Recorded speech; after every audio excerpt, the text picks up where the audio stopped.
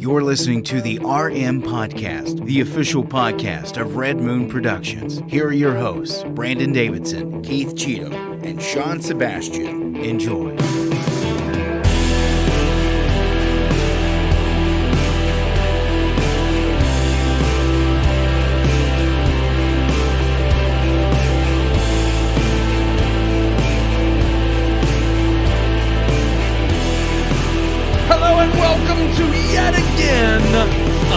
Another episode of the Red Moon Podcast. That's right, live every single Tuesday night right here on all of your favorite social media accounts. I'm one of your hosts, Brandon Davidson, alongside our normal new host, Sean Sebastian. And we got 1 week out of him, guys. That was it. He only announced his name for 1 week. And that was all. That was it. He's back to gibberish. He's back to just being nonsensical. Because you know what? That's Keith. That's who he is. My name is Dagpaftra. Dagpaftra. Yes. Now the test is going to be, do you remember that by the end of the show? Dagpaftra? Yeah, that's not a hard one. I'm going to test you on this. Go for it. You keep coming up with names every single week. And I'm going to see if you how many you remember. From beginning the the show to end the show is not a problem. You're going to have to test. You have to be like, next week you'd be like, do you remember who you were last week? And I'd be like, no. You're going to have to start taking notes, man. You can write these down. Oh. We got a whole video library. That's what the internet's for. I mean, go back and watch. I remember Brian, but he doesn't really come around anymore because we have we have real Brian now. So that's true. I had to retire. I had to retire. Ooh, the other Brian. That's a sip of it looks so good enjoyment. Yes. Like Keith's not partaking. Now I'm tempted, and it's like by the because as it go, like the cigar had a little woozy, but now I'm like I'm starting to get over it. You floozy, and by the time you'll get raped after drinking this. This is so good. I'm telling you though, it's 10% alcohol. It is. It's like drinking a bottle of wine. We got to hold it up to the camera because this is what we always do. Yes, do so it. we get a Kentucky. Oh, Sean, you got it. Okay, I'll let you do it. I'll do get it. Kentucky Get me on the wide. barrel Get me on ale. the wide angle. Oh, boom! Look at that. Oh, it's out of focus. Oh, shoot! I like the bourbon barrel me. ale, so I do want to try that. I'm like by the time the review rolls around, if I'm feeling frisky, I might have to go hop and grab one. Don't push it. You said you didn't want to push it. You are welcome to have a sip. Well, because we want to take care of you, my friend. I don't want you puking. Sipping my water. That's for when you have the Carolina Reaper challenge. Haven't you seen the drunk driving commercials? Water is not some magical alcohol cure. It is. It works. You just sip some water and you're good. It does work. Not immediately. It's not like you can drink, a keg and just decide I'm going to have a glass of water and I can drive home now. Yeah. I love that commercials. Yeah. The stupid text somebody to get a ride commercials. I say why not? Just do it. I used to. Kidding. Jokes on YouTube. I'll have everyone know I'm an excellent drunk driver. Hey, whoa. Stream Deck not working. Is it? Load that thing up. Stream Deck stinks, man. What if they had done? They've not made a working version that consistently works every time macOS Ventura. You got to get a different brand or whatever. I'm telling you. The guy I watch on YouTube. What's he got? Frank. What's his name? Frank Darabont. Random Frank P. Random Frank P tells me best tech under $50 every month, and he's got what's he got? Stream Decks on there. I mean, Stream Deck does work. It just sucks that I have to load the software. Yeah. When before I used to be able to plug it in, and it could be something Apple screwed up because I had to get a whole It should be good now. Is it loaded? No. Oh, there it is. It just popped up. But it is. See, now I have reason to use that every week. I have to do the exact same thing. I had to buy a converter so that the actual computer would work and show us full screen video because freaking Apple wanting to go change things from each iteration of OS to OS. Ridiculous. But I did want to throw out. Oh yeah, that is good. That was a 10% alcohol burp. It burned coming up, man. It's that's good. that spice in the pumpkin right there. That's spice. But no, we didn't. We kind of glossed over it. We didn't really bring it up last week, and the news broke a little bit before the show, and of course we had our Halloween special the week before that. Yeah. But what are your all thoughts, real quick, on the Legend of Zelda movie? That's been announced that's what they're producing next. I mean, there's not enough, I think, to really. I know some people have had because they've talked about it's Sony, and then Aviarad, however you pronounce his name. Say Aviarad, but it's Arad, ARAD, but I know people were panicking over that because they're like, he produced Morbius. It's like he produces most of Sony's movies. That's like saying Jerry Bruckheimer or Steven Spielberg. But this isn't Sony. It's not a Sony game. And no, but Sony's who they're partnering with to make the live action movie. I know. True. That's what concerns me. I don't want a live action. I want an animated I'm okay movie. with. I think Zelda does. Well, I think they chose Sony because it's owned. Its parent company is another Japanese company. I think that makes sense to me because it's like.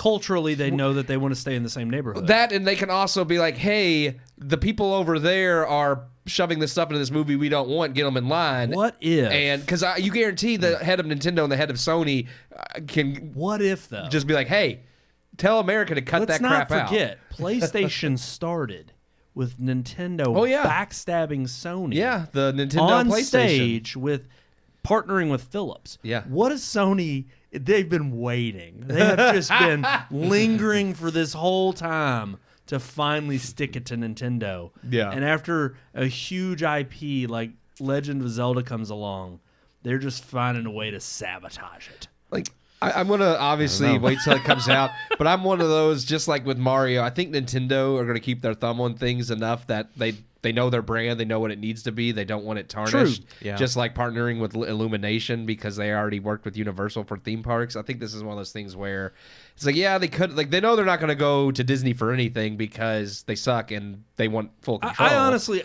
look, more power to Nintendo. Yeah. Sadly, they have been closer akin. Which, granted, if you think about it in terms of a one-to-one comparison with Disney, I mean, Nintendo now is, 50 years old? Or do they go back to, like, the 60s? Because I know they were doing, like, I forget what it was they started out making. Not just, like, Game & Watch. They did cards. But even they did, like, cards. It was, like, game cards and stuff. And it goes back to shortly cards. after... was it World War II that Nintendo really got their start in starting to get at least... But I mean, long before they were into video games. Yeah. But I think it's interesting that Disney's been around for 100+ years, and they're losing their magic. They're turning woke. We have a perfect example in this week's review of that. Yeah. But you have another company that has retained the values that they've have embraced since their inception through Shigeru Miyamoto, through Mario, through Zelda, through all of these different IP that you clearly have seen they've wanted to protect over the years.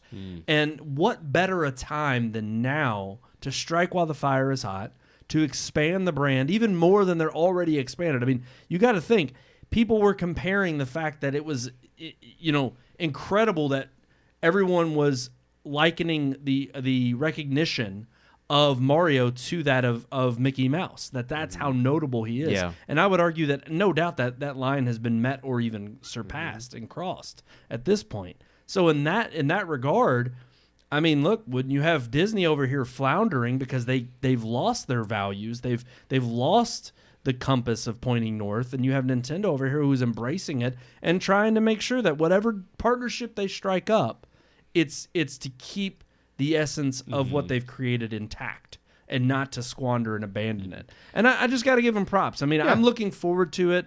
I saw one article from IGN that was kind of like, please don't make it like Breath of the Wild. I'm like, look, why not? I think any kind of live action with not Breath of the Wild per se, but the unique thing about Zelda is that with every iteration of each game, it's completely different. But with nuances that are the- thrown in that but the tie it back to the original. Basic like structure of the story is the same, which is funny because it's like Same with Mario. That's fine because the Mario movie worked well by incorporating that lore, and I think that I hope that's what they'll do with Zelda. But that's why I think it's so funny to say don't make it like Breath of the Wild. It's like, okay, but the people's gripes with the Breath of the Wild type games are the game format of the open world and not having the same dungeon crawling type style as some of the other games. It's like a movie's a wholly different beast. The story structure in all the games, Breath of the Wild to Link to the Past, are still the same. About here comes Ganon, and you got to collect whatever, whether it's the Triforce or the Sages. I mean, it's the same. It's the same basic and there's nothing wrong with that, but I'm just saying, like you say, don't make it like Breath of the Wild, but they have the same story structure, which is what I assume the movie's going to be. So I think that's kind of a silly thing to say.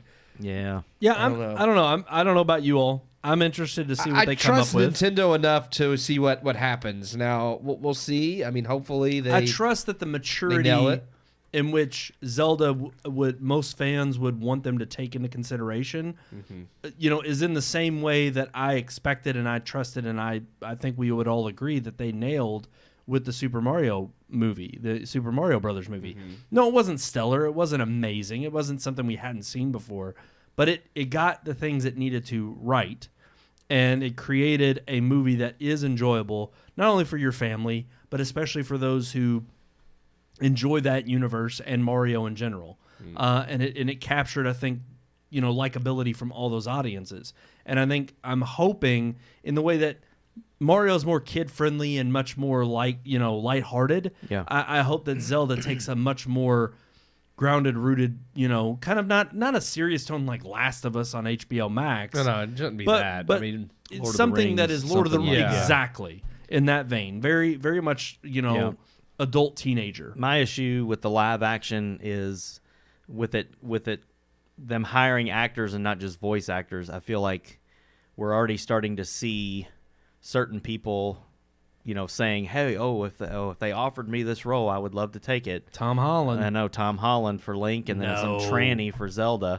And I'm like, see, that's the things that I worry about with a live action. Is it's like I would rather them make an animated film in the vein of the games like they did with Mario and see how that works out. And then it's like, that is a movie. Mario is one that I don't think you can take that live action very easily. No. Zelda is one that you could, but I'd rather see them go with an animated, family-friendly movie first, and then... See, I agree with your sense of wanting to be cautious about hiring, because I honestly think the best way to go about it would be hire no names. Yeah, I do too. But Sony ain't going to do that. See, and that is what I think is wrong, because when you're resting on, I mean, we already saw that with Chris Pratt, and you're right. I think they're used to playing it safe, which is why I don't think they'll go with a tranny for Zelda. I hope not. Because they'll want to pick somebody who their allure is that they're well liked and they're well known. Yeah. They're not going to pick a Rachel Ziegler who's going to cause up all this controversy behind the scenes because she wants to beat her own drum and announce her own politics. Yeah. They want somebody whose role in the film is going to resonate on offset and off screen with fans and with others who can just, again, point the compass and the direction back at the movie itself and say, hey, this is what we're promoting. This is what we want to see succeed. Right. But you're right. I think it is going to be more challenging than an animated movie. But I think if you put it in the realm of, I wouldn't say Breath of the Wild, but something like Shadow of the Colossus, in that vein of that art style, that's very, because that's the other thing. If you really play a Zelda game, it is more along the lines of the same mythos of just Ganon stealing, the Triforce and trying to take over the world. They have different stories and different lore, but do. I mean, the structure is still the same. Right. Yeah. And to me, I'm like, as long as they have that, almost, I think if you took an artistic art house approach and had less is more in terms of, if you did a really good job of just conveying the art direction along with the cinematography and telling the story with less dialogue, I think that's one way you could nail it with fans and with newcomers who don't know anything about this property other than, my kid likes to play it. So I don't know. We'll see. I'm interested, but sadly we got to bring the conversation back down. Yeah. Because we got to review a movie this week. And the movie we got to review... I mean, it's not the big one on the block because it's failed miserably. Yeah, it's a flop. And there's no other way to avoid it. We got to rip the Band-Aid off. Yeah. Here's our review of The Marvels.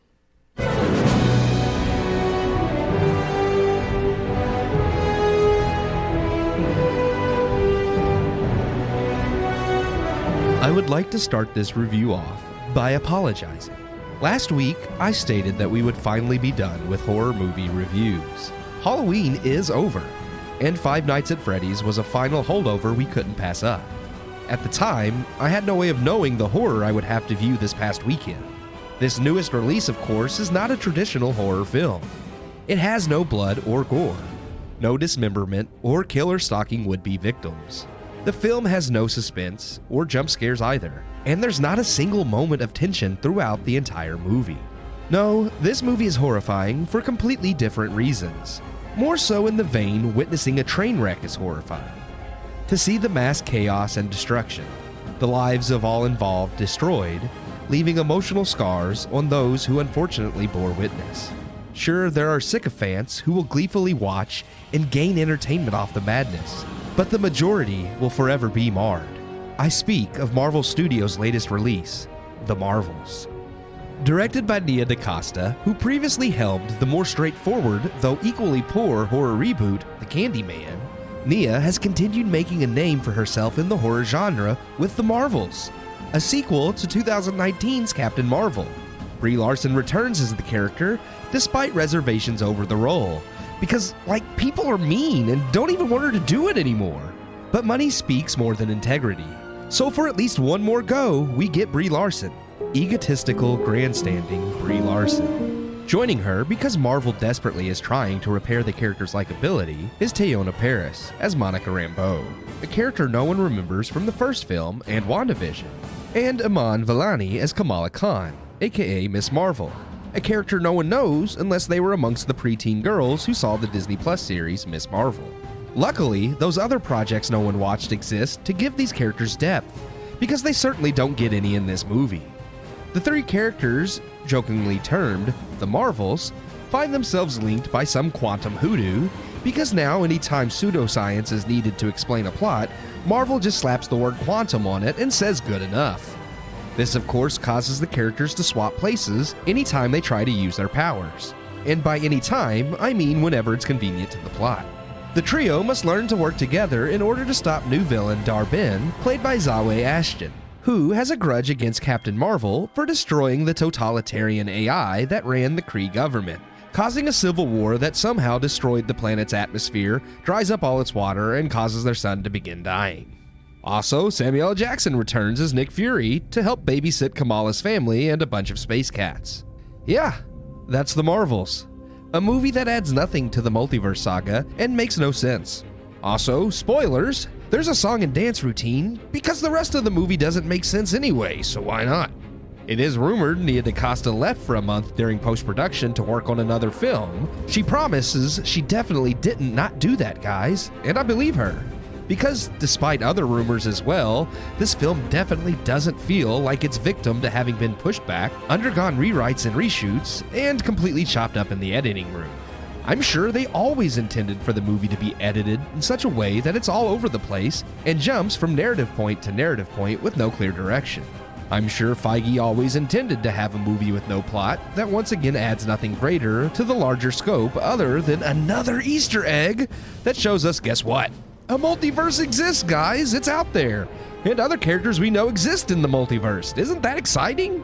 If I can give The Marvels any compliment, it's that it doesn't try to blatantly berate its audiences with virtue signaling and woke nonsense prevalent in many Phase 4 and 5 Marvel films, but it's also not completely devoid of any such instances, but they've definitely gone back to being more subtle and less in your face about it. The movie does try to be a much more straightforward action-adventure flick that does have some well-choreographed fight scenes. But if I wanted to watch amazing fight scenes with no plot, I could go watch Dragon Ball Z.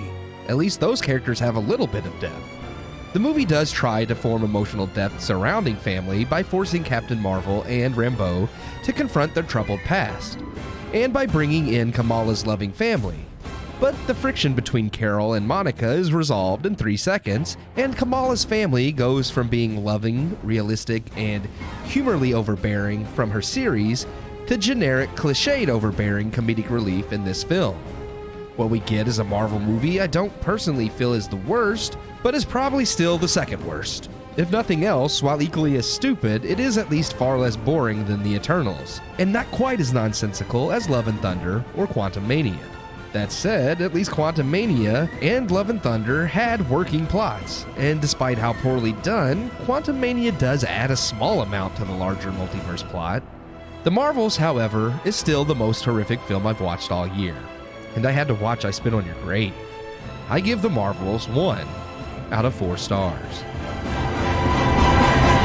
There you have it. Oh, heck I yeah. did. 1 out of 4 stars. Now, you went higher. Are you not entertained? You went higher than me. I believe did. it or not. I told you all my opinion. No, in the I know. theater. I know. I gave it a total bomb. Yeah. I still agree with a lot of your assessment in terms of even bringing up the fact that I think we rated. I like the way you compared it, or maybe you described this. You didn't say it in the review. You described it to me. I compared Quantum Mania and Love and Thunder in the review, but I think But to me, in person, you we were had brought talking up about Jurassic World Dominion. and how it was kind of the final capstone on that trilogy. It was meant to be like this, this nostalgia, like because they brought all the original characters back, and it was supposed to be this cap off to the Jurassic World trilogy and this whole idea of the dinosaurs being loose in our world and dealing with that.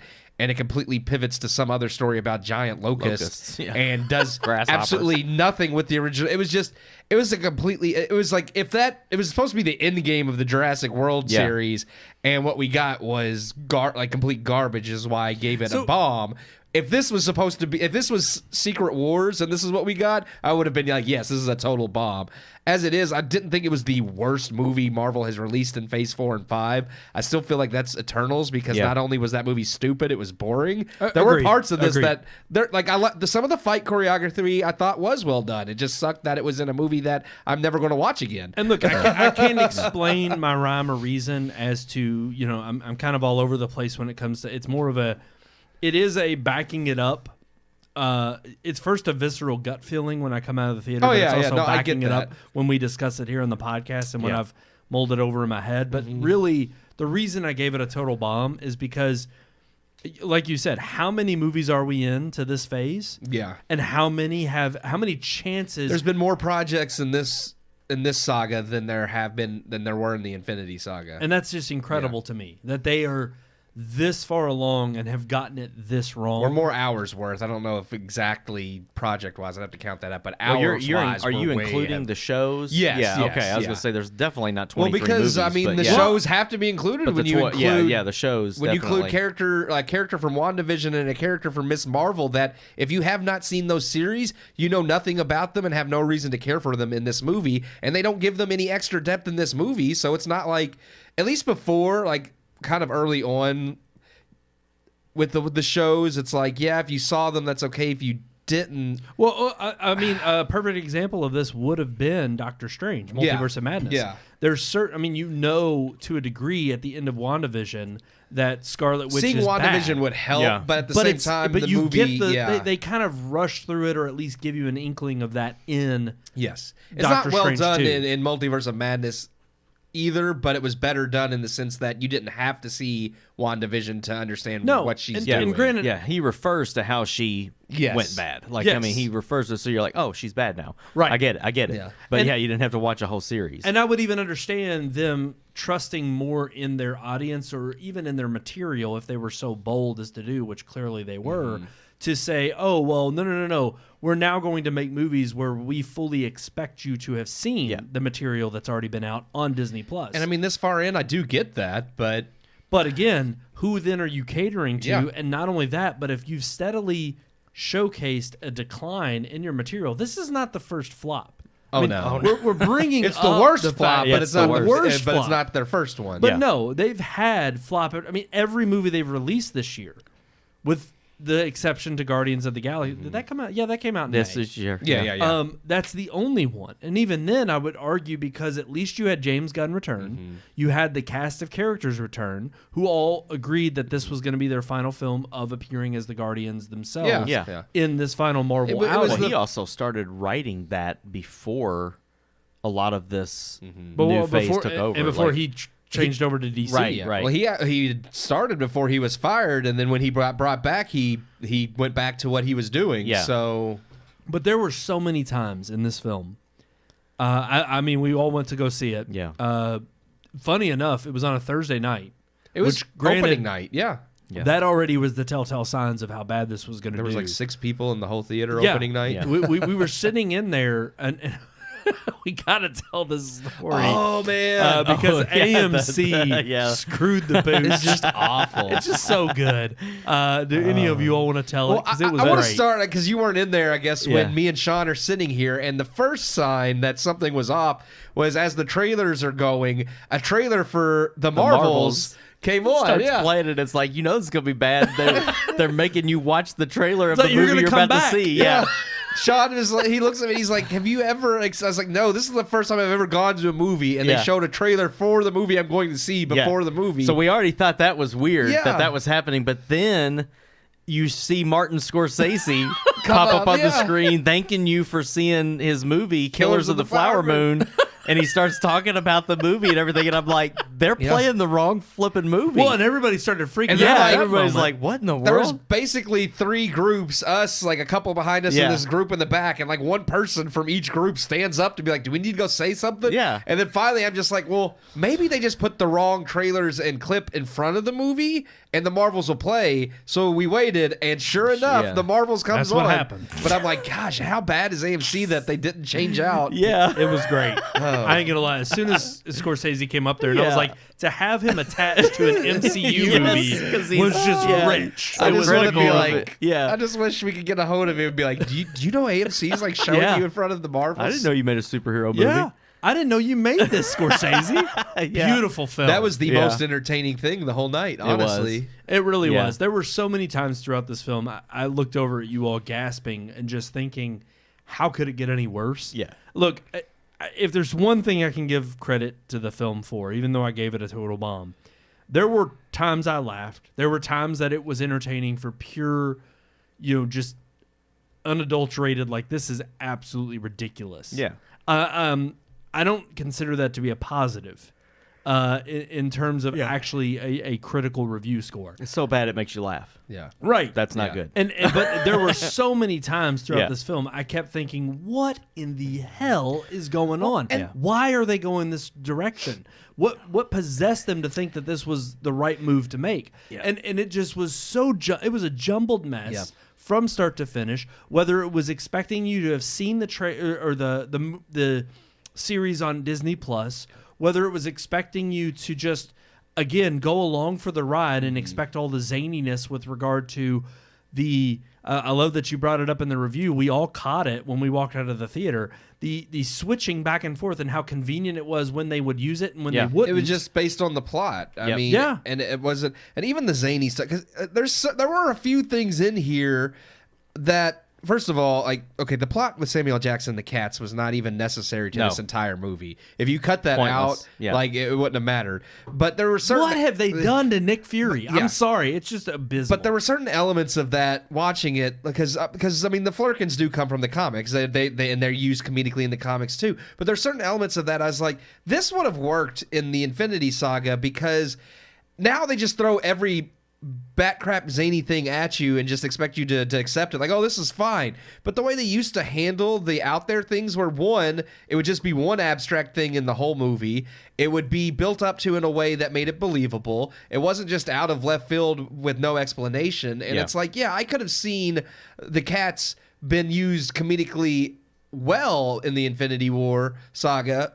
But now, because it's just like, well, we'll do whatever because people think it's funny. Let's just have them eat an entire space station. And, even though the previous movie shows that when they do that, they kill people. Wait. It's safe eat here. a space station, you got to clarify. I said eat a whole space station full of people. Okay, there you go. That's the part that I think is absolutely insane. Yeah. And I'm just like, okay, but you just literally, in the first movie, he was eating, like, the bad guys and killing them. They were dead. Like, right. Well, no continuity there either. Just... We just hope that now they'll they stay alive long eat, enough in there to be thrown back up. Right. Like, well, and it was you all that brought that to my attention that I completely forgot about. Not only that, but it just not only how ridiculous and stupid the subplot was, but I also love that all of the people running around that are controlling who these kittens eat happen to be the main cast of characters. Well, the main characters, and they none never of them get eaten. Yeah. It just... Overall, the entire movie from start to finish, the musical number, oh my god, out of nowhere was stupid. It had served no purpose other than that actor is a Korean K-pop singer. I figured, I figured. I didn't know, and then apparently it's a huge deal that he got hired because he's if you like K-pop, he's like one of the most. He's I guess the Jonas Brothers of K-pop. Nice. I don't know. Okay. Like he's up there. So anybody who's a K-pop fan immediately knows who he is and was excited. But I'm like, okay. But again, you're doing something for a demographic that's going to make up less than 1% of the people seeing this movie. Yeah. I'm not saying you can't do things like that if it makes How sense. many? Yeah, that's my question. Would be like, how many Americans went and saw this movie and knew that guy was a K-pop singer? None of the people in our theater. You I'm said sure. it in the theater jokingly, and that happened to be actually true. That's just crazy. But the only reason yeah. is because I've seen Marvel whore themselves Yeah, out yeah, to to everything, every other thing that's popular. well, That's what they've become. They become a joke in trying to get as many eyeballs It's attracted like, oh, to them as you like possible. this? We're going to do this, and it's like, Right. okay, but you're by trying to appeal to everybody, you're making this just Everybody this in South disjointed Korea will mess go that, see it now because they're K-pop singers. And And it's not like, even okay. they're seeing it. it's true. It made 46 million opening weekend. That is the absolute worst. Abysmal. Yeah. Completely abysmal. It did On a come in number one $220 domestically. million Yes. budget. Oh, and it's the only not going reason to, it came because in, nothing else is out. Yeah, oh no. And the only reason it came in number one domestically is because it was up against nothing. Yeah. There was nothing Say that nothing came else out. was out. Five Nights at Freddy's still came in number 2, and it's its third weekend in theaters. So And well outgrossed this and film. still in streaming. Yeah. Yeah, it's already outgrown. Five Nights at Freddy's outgrossed a Marvel film. It's crazy. Yep. And This was the worst. It was the worst performing Marvel movie. oh Period. In history. But what I Yeah. love are all of the articles that are claiming Yes. that this is now the breakdown of, well, what happens now? What do we do? And I'm like, guys, Oh, this the has been a excuses. trend. The Yeah. excuses That has are amazing. It's incredible. Misogyny. I mean, like none of the males came out to see it because it's an all-female cast. And I'm like, what about this is where Nerdrotic? What about Barbie? Yep. Yeah. Men went to see Barbie. That's right. Well, Like- and women went to see Barbie. Yeah. They didn't show up for this movie. No. They can't even get their own crowd in that this is supposed to rally behind them. Yeah. Because the fact is you made a crap film. Yeah. You're resting on the laurels of people who were completely abandoned. Yeah. Well, you also take Captain Marvel, who this is the sequel. Yeah. Captain Marvel film. Yeah. But she's a side character. She's Yeah. not even the main character in the movie. They make what's her name? Rambeau. Yeah, Monica's more. She's And more I would believe say it. Monica and Miss Marvel. Yeah. They make it Kamala more about Khan. her. Yeah. Kamala Khan, yeah. And well, to me, going back to what I think it was last week and maybe in the week before, I was talking about with just demographics. Anyways, it's like Barbie is obviously something that all girls grew up with and know they're going to come out for, especially when you do the marketing so well. I'm sorry. The demographic for comics still is predominantly men. guys. Yeah. Yep. And it's like, I'm not saying you can't. Wonder Woman did great because it was a well-made movie and people, guys and women, like men and women, like the character. Nobody knows Captain Marvel. Men men do, but still not as many and even fewer women. So it's one of those things where it's like you have a harder time because it's an unknown character drawing people in, and now you're trying to make this movie that you're saying screw all the guys who are the normal demographic. We Yeah. don't care if they come see it, but we can't get the women in either because they don't give a crap either. Well, it's like they have this in their mind that because because it's a female character that females will respond. And I'm like, that's not always the case. When it's a comic book thing, Right. Like it's guys that go to see this female character if they make her good. Which Right. I mean, she wasn't good in Captain Marvel either. Well, and that's the thing. I think we all would agree that if the story had held up, I would have no problem with 4 female leads, whether it's the protagonist or antagonist. Yeah. Because that's the other thing. Throughout the whole movie, we have this antagonist that I don't compare myself to. I have nobody cared. Yeah. Exactly. She was weak. She wasn't something that I could sit there and say, oh, I can at least I get this quality that they're trying to portray, or I can kind of, associate with her in some degree. No, I couldn't. Well, and that's part of the world building problem I think the MCU has right now. I get they were trying to connect her to Ronan, thank you, from Guardians of the Galaxy, and then her picking up the reins like after he's killed, after Captain Marvel takes down their totalitarian AI and all this crap. And it's like, okay, but you literally just told us all this in this one movie. Yeah. We've never seen her before. Like if you had if she had been an underling of his in Guardians of the Galaxy, and I know they weren't planning that far ahead, but again, that's part of world building. If she had been seen as like his lackey in that, and she had been seen in the first Captain Marvel, fighting in the Civil War, and then you get to this part where you've seen her arc of becoming a villain, where she's like, I'm doing this for the Kree people because our homeworld was decimated. It's like, okay, now I understand her motive. Now she's a believable real character.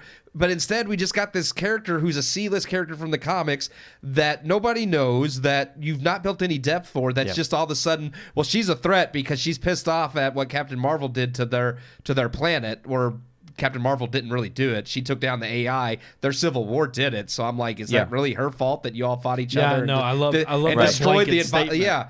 And it's like, how did y'all destroy your son in a Civil War anyways? How does that even make any sense? In a Civil War, they lose all their water, their air, and their sun. Yeah. And I'm like, I'm pretty sure there's nothing you could possibly do that's going to make your it's like, son what were y'all start to doing? die. Like just shooting nukes out everywhere? Like, I don't understand. Yeah. Like, I mean, I know they have it makes no sense. more advanced technology than us. And the big bad of the movie, what was her? I forgot her. Darbin.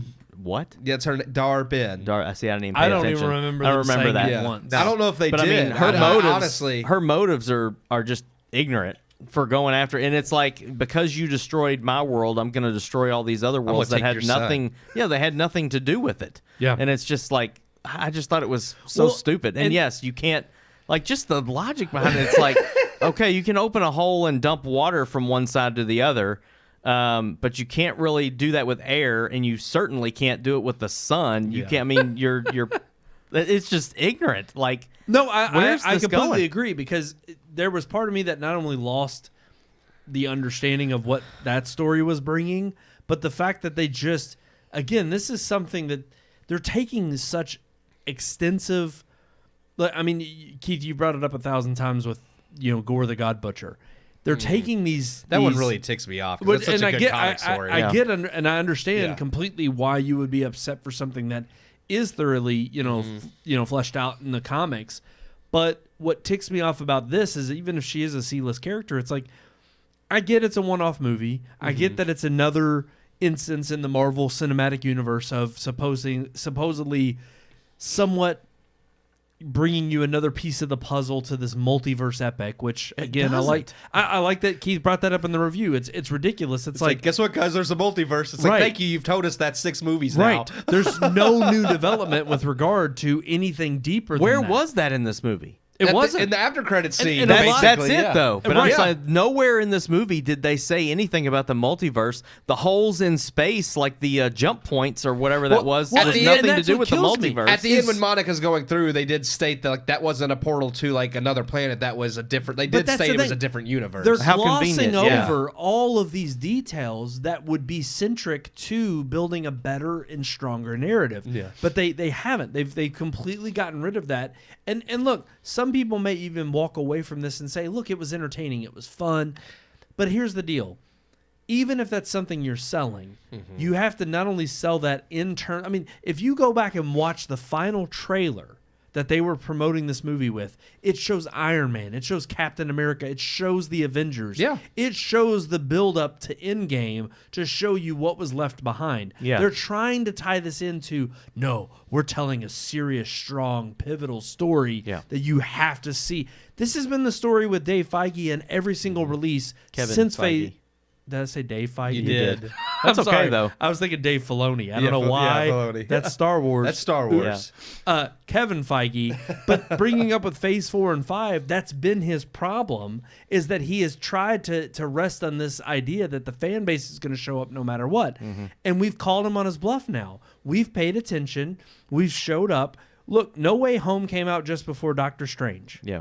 No Way Home came out, and it was a huge $1.9 billion success at the box office. Yeah. We were willing to see what was next in store, even after, just before No Way Home, the abysmal Eternals, the so-so Shang-Chi, so-so Black Widow.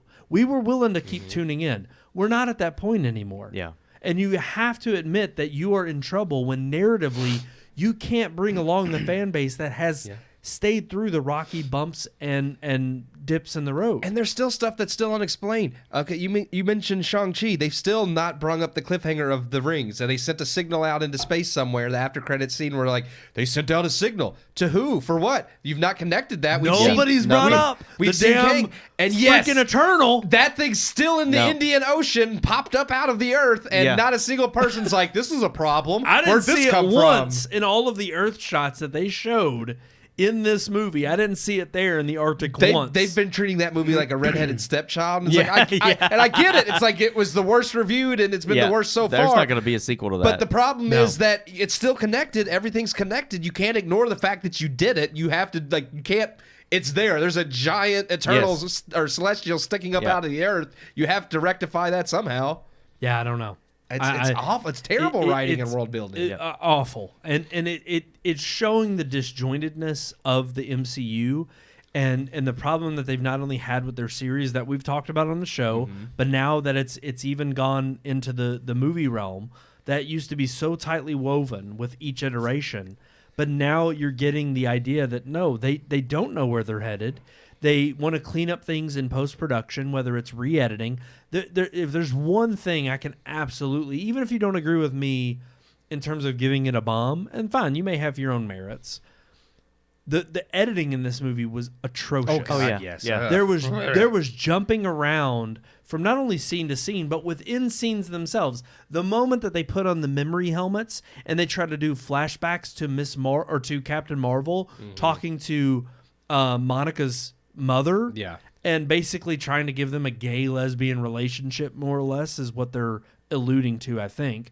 Especially when you consider Captain Marvel talking to Tessa Thompson, they have the undertones of that. I don't know, because the first one, I mean, like I said, they treat her like aunt, but they're supposed to be best friends. Now, I get that you don't know anymore that It's one of those things that I think they conveniently edited to just be a subtlety. But even then, the editing in that scene is supposed to be emotional. The editing in the scene when Captain Marvel finally breaks down about how she destroyed the Kree people and their civilization.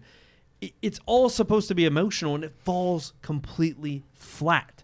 It is awful editing.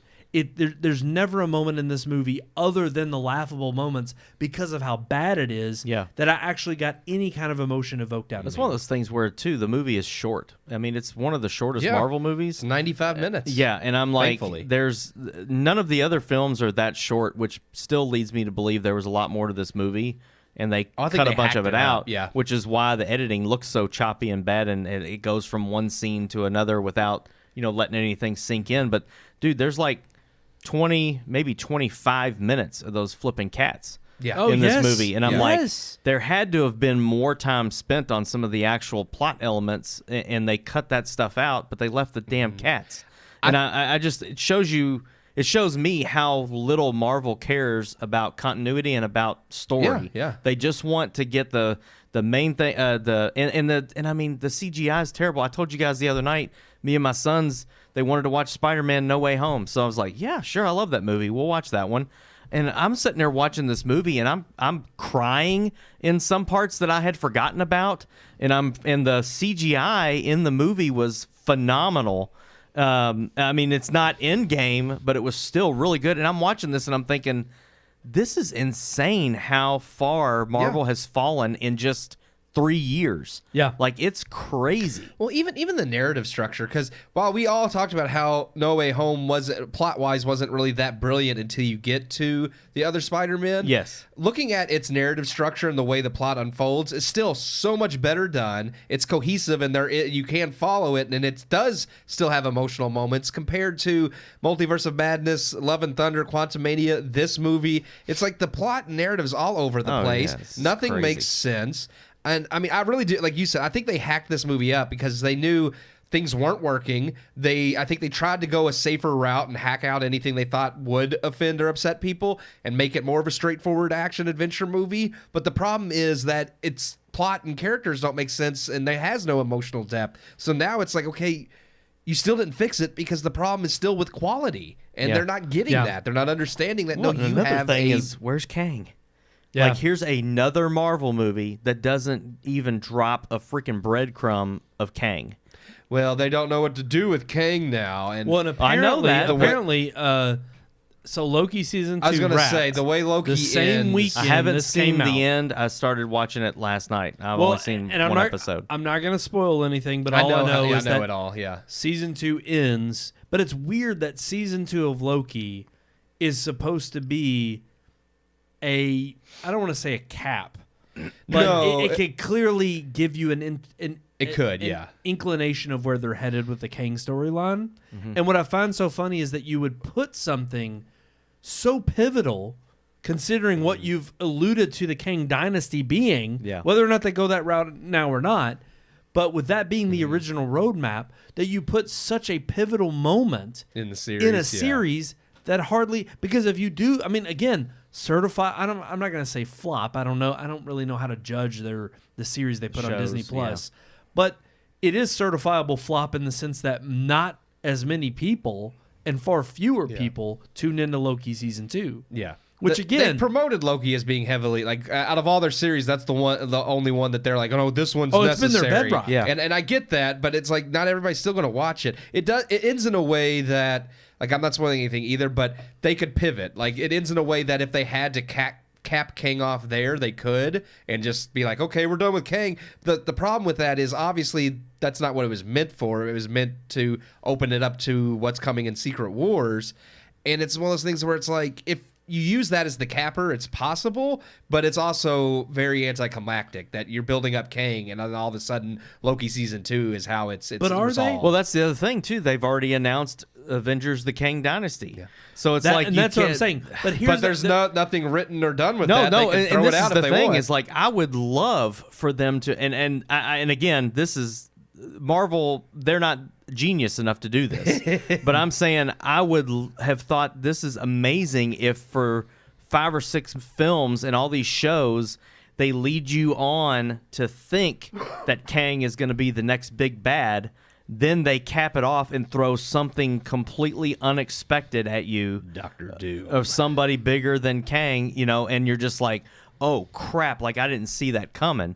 Whereas with the Infinity Saga, you get these pieces of Thanos, and you know that Thanos is going to be the big bad at the end. It's like, that would be amazing if they did that with Kang and then threw something completely sideways at you and made it, exciting. I mean, but part they've already of me is torn because we know that, look, regardless of what happens with the Jonathan Majors trial, right? We know that Kang is pretty much, I'm not going to say finished, but we know he's hanging in the balance as far as possibly not being the next big baddie, the Thanos level, baddie. Right. I ultimately think, though, that most of us in the community that keep and pay attention to these things, we follow the stories beat for beat and understand where they're headed, or at least keep up with it.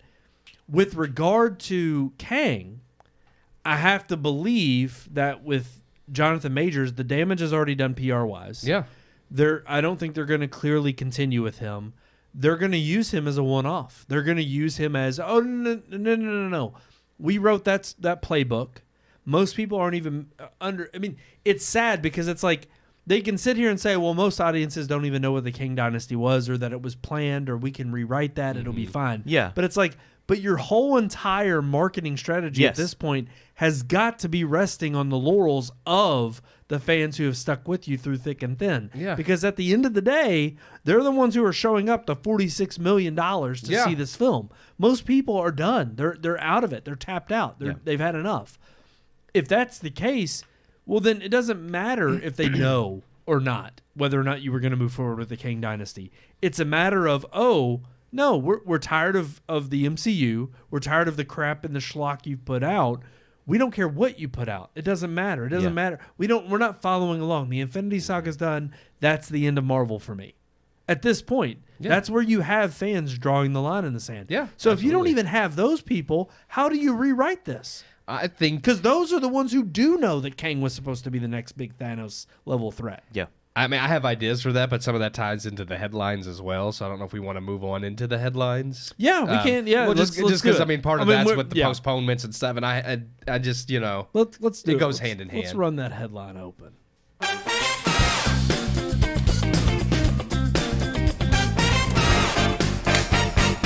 Pow, pow, pow, pow, pow. I mean, it is kind of sad and ridiculous at the same time that Marvel was such a huge piece of what cinema is these days, and I mean, rightfully so. It was a massive cultural phenomenon, right? For sure. And if you want to take the critical approach that like Scorsese did, that's understandable. Or those that the fans who are still lingering for it to catch its footing and come back into the good graces of its original,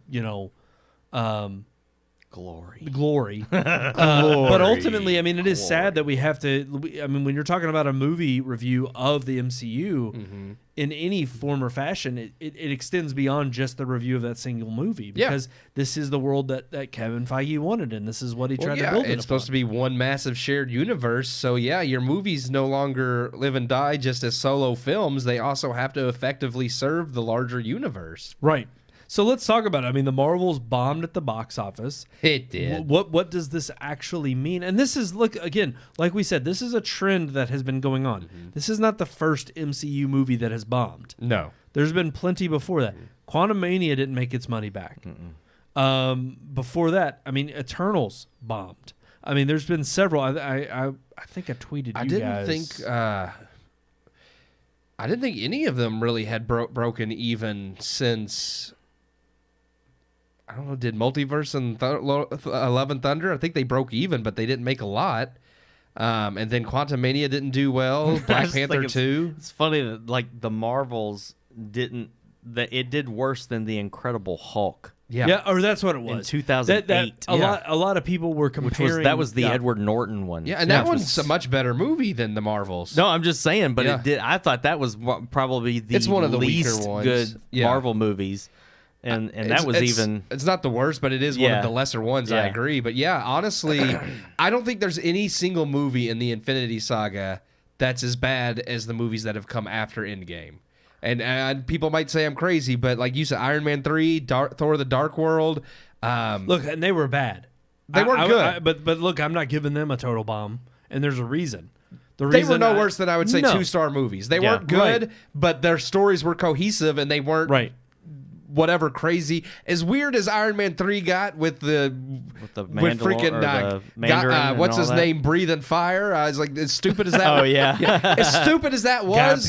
Guy Pearce. Thank you. Yeah. As stupid as that was, it was nowhere near as stupid as some of the things I've seen in the Multiverse Saga. 3 was the Mandalorian too. What? No, the Mandarin. The Mandarin. The fake Mandarin. The fake Mandarin was in 3, and then the real one appeared in Shang-Chi. And honestly, what's funny is I've got to give the MCU credit for them to bring the Mandarin back. Yeah. In I forget what it was. Shang-Chi. Yeah. It was actually a return of this is a fun poking humor at ourselves. Yeah. I like for Shang-Chi. Having made a mistake then. At where it turned out at that time, they corrected it. Yeah, right. They knew they had made a mistake and made fans mad by making the Mandarin a joke. Because I was like, okay, they haven't lost it. They actually can reconcile this. Black Widow was just too little, too late, but I didn't think it was a bad movie. Shang-Chi was again just a basic origin story, but not bad. But those obviously aren't enough to further this multiverse saga. But then once we got past there, everything just started falling apart. Yeah, it really was right after No Way Home. Yep. I mean, because just before No Way Home, the weakest of was Eternals. And we all thought, well, maybe it's their first just bomb critically and financially. We just thought maybe it was a fluke, and it turned out to be no. That's the course Marvel was going down. Was just these terrible decisions. And now they've pushed movies back, and that's the part I was talking about. Is like, where does Marvel go from here? Because obviously the strikes are why they have to push movies back, but I think the strikes were just also a perfect excuse for them to recoup. We're going to get onto that headline because that is kind of the biggest headline. Is that by Friday, and I forget the exact time, the strike ended. Yes, I knew we were going to. Yeah. So now officially Hollywood is back to work. Back in business. Yeah. But anyways, I'm sorry. We're going to move on to that. That being our main headline. But I think they'll use that. Obviously, yes, the strikes pushed things back. There's no doubt about that. But I think they're also using that to kind of cover their own asses and say, well, we've made flop after flop after flop. We already have to push them back due to the strikes. Because they've pushed everything except for Deadpool 3 back. It's the only film on slate. That's the only MCU. Now, there are a couple series still slated to come out, but it's the only MCU movie coming out next year. Well, it's because it's the only one that doesn't have to do with this story arc that they were trying to create. Well, and it was already well established. It was already well established long before this road that the MCU's gone down. Most of the Phase 4 and 5 films have been exactly that. It's been the focus on the next wave of what the MCU is bringing in. Yeah. It's the passing of the torch. The very fact that they ended this film and they've now gleefully had many of the mainstream media with the Young Avengers. Talking about the Young Avengers and the fact that, these three are absolutely Who could certified. the next member be? Right. Yeah. It's like, we know it's going to be Ant-Man's daughter, and then, somebody else. I can already start naming them all. We've seen most of them, and what's... But the fact of the matter is, and I didn't really bring this up with regard to the Marvel review, and I should have, if there is any more proof, there's no more proof than you could find than with this film, that how biased the mainstream media is in terms of propping up a film that narratively and creatively falls so short. But yet, if you look at Rotten Tomatoes, and I'm not just harping on the fact that, we ran the story and we talked about the headlines a few weeks ago, or even a couple months ago, about how Rotten Tomatoes was getting paid reviews. But even undermining that being a nefarious action, you have now institutions that know they have eyeballs. They know that ultimately the MCU has been woke for quite some time. They are literally propping up shit. Yeah. They are trying to tell you that shit doesn't stink. Yeah. And because they have the stamp of approval of, hey, we're an establishment, we're authorized mainstream media, you have to believe that this does not stink. No. Believe your eyes. Believe what you see when you go watch, if you plan on watching the Marvels. But I can guarantee you, you're going to walk out of that theater and say, I was lied to, and they're a bunch of bastards because they are trying to sell you on shit that I'm telling you is garbage. They're running a hype game for Marvel and Disney. Like you said, don't look at the man behind the curtain. We're telling you that they're making excuses for reasons that it bombed, but then they're also praising the film for its genius storytelling and the way they fit all these female characters on screen at the same time and all this stuff. And I'm just like, are you you did not see the same movie I saw? No, it's a complete fabrication of gloating for the sake of because look. And it's these cultural, social justice warriors out there that are on the front lines that are saying we've got to protect this. Because if we give in to the demands of all these people who are crapping all over this film, well, then the Marvel universe is going to go back. It's going to go back to what it was. And we've taken it. We've taken the control, and we've got to hold it. It has to go back to what it was, or it's not going to survive. Well, and that honestly, and that's the biggest thing at hand right now is, does Bob Iger, does Disney, does Kevin Feige and the MCU, do they admit their mistakes, lick their wounds, and turn the ship and right the course, or do they continue on a sinking ship? I think they'll try to continue on. They'll postpone films and try to tweak them and change them, much like they hacked this movie up, and they'll do it now to where it's like, no, let's fix the scripts now and film it so we don't have to hack it up.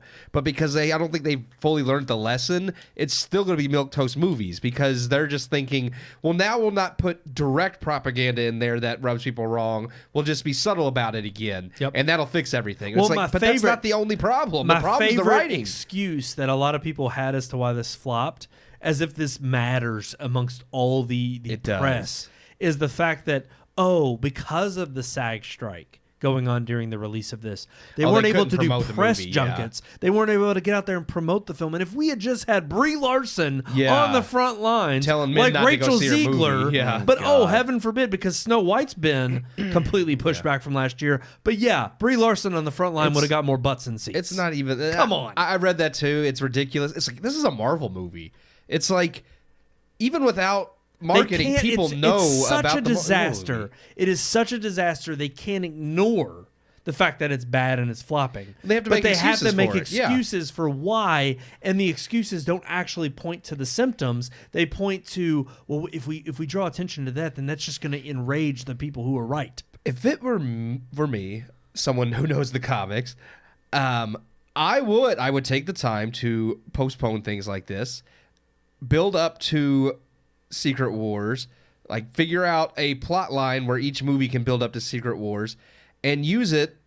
Like, don't do like the DC route where you just scrap the Snyderverse. It's like, no, go ahead and stay the course with what you're planning towards, building towards the multiverse, but then use the multiverse to reset, which is what he wants to do originally, but do it in a way that actually makes sense, that's good, and then wipe the board clean, use the multiverse to reset, and then you can move forward telling stories with your Marvel movies, not individual movies with each individual character, but choose, like I said, Gore the God Butcher, or choose the Wasteland Saga, which you could hire any actors for because that's when they're old. It's like, choose significant stories from the comics fans love, like Civil War, that could have been, like, they did that fine, but it could have been more than one movie, and use multiple movies to tell one story across the, like, rather than these independent movies and then here's this one Avengers movie that ties it all together. It's like, no, we've had that with the Infinity Saga and it worked for that, but now there's more nuance. You're trying to introduce too much and none of it makes sense. It's like, you got the Thunderbolts coming in, Young Avengers coming in,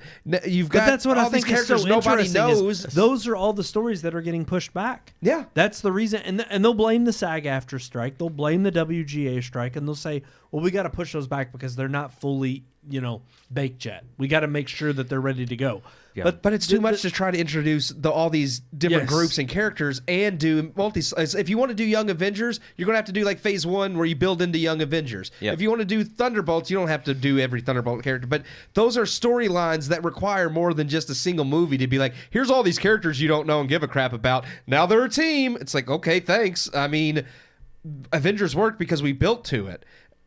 Multiverse Saga can work if you build to it, but just these little, well, there's an incursion going on, and now there's these characters over here, and it's like, thanks, we've heard 1,000 times that there's multiple universes, and they're starting to clash with each other because of some, reasons that if you didn't watch Loki, you don't know. Yeah, I mean, it's all the way back again to No Way Home, right at the end of near the end of the movie, or no, it's about halfway through. Yeah. Spider-Man is talking to Doctor Strange and says, "Oh, the multiverse is real." Yeah, and he's like, "Yes, it is." And it's just like, okay, well, there we go. And that's all you needed to know. That's it. Now let's dive into that. Well, we don't need 7 movies that tell us the multiverse is real. And regardless, I'm not gonna sit here and I'm not gonna spoil what happens at the end of the Marvels. It's still pretty fresh. But it kills me because if you watch the end credit scene, and you've seen it with other end credit scenes in the most recent Marvel films, just like you're bringing up with No Way Home. The problem is that when you extend you open up, because this is really the issue that I had with Multiverse of Madness. When you open up the idea of there being these other fan favorites and you give them an inkling or a look into the world that could be expanded upon, we've already seen the trick. You're a magician who's revealed how you did it. We know that you're not going to use these as any substantial piece of storytelling. We know that it's just to get us excited about what's to come. I think it's a way to put butts in seats. Oh, absolutely. Because the thing is these end credit scenes are almost always one of the things that people want to see, and people hear about them before the movie's ever been in theaters. Yep. And it's like you automatically hear this. This is what happened with Black Adam. Everybody heard the leaks and everything that just happened to leak, I think intentionally, that Superman was going to show up at the end of Black Adam. Yep. Everybody piled in to see Black Adam because they wanted to see freaking Superman. And there he is. You get what you want. But I guarantee you there's a ton of people that went and saw it just because they heard what was going to happen at the end. And if you hear what's going to happen at the end of the Marvels and you're a fan of a certain group of X-Men, you're gonna go see the freaking movie just because of the end credits scene. Well, that's what they want, and that's what they know that they're banking on that. They can say that, but the problem is we've already seen this trick done. We saw it with Professor X in Multiverse of Madness for the trick. We saw it with Fantastic Four. You could say that, but the Marvels isn't doing that well, right. so I don't think they're falling for it as much this time around. They were falling for it, but they're becoming wise to it. Yeah. I would say the reason they're not showing up and the reason this box office is a flop is not because, Brie Larson wasn't out there trumpeting it on the front lines. No, it's because people are up. Brie Larson was out there saying, I don't know if they're bringing me back for another movie or not.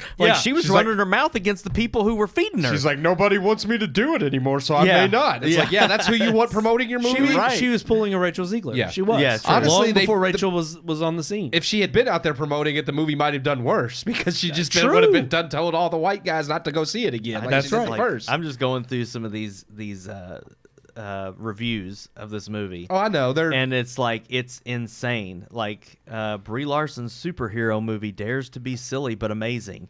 The Miss Marvel rescues the MCU from itself. What? Yes. What? Oh, they've all been praising absolute trash. Yes, they've all been praising dribble. Her. Yeah. That is The garbage. Marvels is exactly the great fun superhero blah blah blah. Wow. Wow. It's a reminder of what Marvel needs.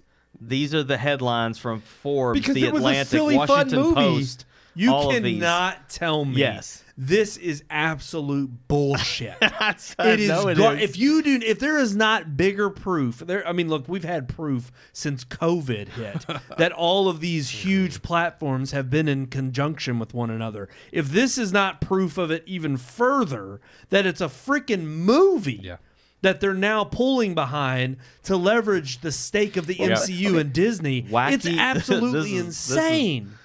Wait a minute, I just had it. Wacky, bonkers, fun party at the end of Marvel's worst year is what it says. It's just a lot of fun. Yeah, none of it makes sense and it's silly and it's all dumb, but that's why it's fun because somebody needs. What's crazy it's just crazy. Like I think the one that drove me up the wall, and I don't have the quote verbatim, was Stephen King coming out. Oh, he doesn't even watch Marvel He even movies. said as much. He said, I don't even go see the thinks MC they're all movies. stupid, But he specifically said, I just don't understand all the hate on this film. He's like, why would you actively root root for something to fail? Right. And it's like, just shut up. It's like, you don't even like, you think the Marvel movies are stupid. Why are you chiming in now? Because it's women and all the men are hating against women. Because he got the memo. Yes. Yeah. That's what kills me is everybody who's on this train, they know the memo. They know that the MCU and a lot of what Disney has been pushing in the last few years with the woke garbage has been it's exactly what they've done with the colleges and all the major institutions. They have completely inundated it. They have come in and rushed in and they've fulfilled their goal of taking over these places, and they can't let the dream die. The moment that the mask is being pulled off and you're revealing what is at the center of this scheme, you can't be allowed to point that out. You have to put the mask back on. And that's what they're trying to do. They're their damnedest to make sure that the mask is not ripped off. Well, the mask is ripped off. People aren't tuning into the garbage anymore. They're tired of it. They're done. They're ridiculous. They think it's ridiculous that they're being forced to eat this propaganda, this bull crap, and be told, no, it's good. It's good for you. Eat it. It's like, no, we're not taking it anymore. I love it. I'm just sick of it. I'm sick of it. And there is no further evidence than this. And look, at the end of the day, because they know what matters most. They know what matters most is the bottom dollar. Yeah. They know if people do not show up to see this film, it flops. And they guess got a major what? problem. They have to course correct. Yeah. And if they course correct and they go a different direction, oh no, we lost our woke utopia. Eternals had terrible, absolutely abysmal reviews, but it still made money. And it's like, for all the great praises and critical reviews they're getting right now, and they could say, well, critics are loving it. It doesn't matter when your movie premiered at 46 million. Yeah. That's right. It's like, well, you also have you have the whole fact that it came up from being abysmal with Rotten Tomatoes, and then it came up to fresh. Oh, it was. They're still saying even with its fresh score, it's the third worst Marvel film critic rating, because the Eternals was like that one was right 47%, and then you have Ant-Man Quantumania was the worst rated, and then you have the Eternals, and then this is the third worst. So it's like even with it coming up to fresh, just a couple of hours after it hit theaters. it's still the third worst. And that's a double negative of the fact that it's like no matter the amount of positive reviews you have, paid or paid reviews. Right. Because it was rotten. No matter how much money you throw at until... critics, they still don't like it. Right, and not only that, but people aren't buying it. Yeah, because since Quantum, the audience score is high. It is, but but think about this. So last time I looked, there wasn't a lot of verified. Exactly. Yeah. Usually Who's there's going to like show up, but the over people 1,000. who like it Yeah, anyway. this was like only a couple. I mean, it's probably more now. But when I first checked, it was like 200 reviews. The people who are going to go see it and praise it are the ones who weren't interested in the first place. The ones who aren't showing up to the theater are the ones who aren't paying to go see it. Yeah, true. So the thing is you're going to have a higher number aggregate of positive reviews in that camp because they're the only ones who want to go see it. Yeah. I mean, the box office is proof that it's like the MCU is failing. They don't have a clear direction of where they're headed.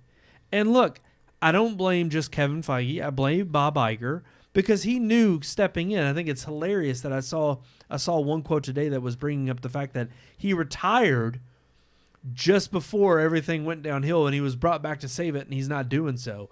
Maybe that's because he was retiring before he knew what was around the corner. Yeah. He knew that downtimes were coming. Yeah. And the fact of the matter is that, look, the ship is sinking right now. And Bob Iger, I don't know if he is the right man to right course because you have got to turn this around, 180 it. And if you don't, you're going to continue to suffer loss after loss at the box office. Well, he's not going to go down with the ship either. No. That's one of the things where he's made his money. Yeah, if he just pops up one day and he's just like, I came back, I think I've done my part helping Disney, and it's time for me to go ahead and just part ways and step down. Well, then it's going down. Yep. Because he's not going to go down with it. No. And honestly, I don't know who's next in line, but it has to be somebody who wants to get back to the heart of traditional Disney, and they're just not going to go that route. They're too. I mean, that's if there's anything telling about not only these institutions and the bullcrap reviews they're writing, but also Disney, is that these bigger behemoths of a company, once they're invaded by this woke mind virus, it takes hold. Yeah, and you can't right course right away because the problem is that now you have instituted that this is the not only what you're going to champion moving forward in terms of your values, but you've put in place people that are going to go to bat, and they will die on that hill. Yeah. They will take this to their grave fighting for this fight.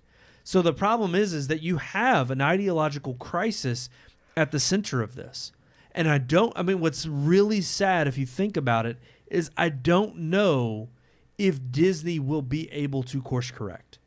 You want to believe with the legacy, you want to hope and pray that there are enough good people that are in the company that are going to bring this back.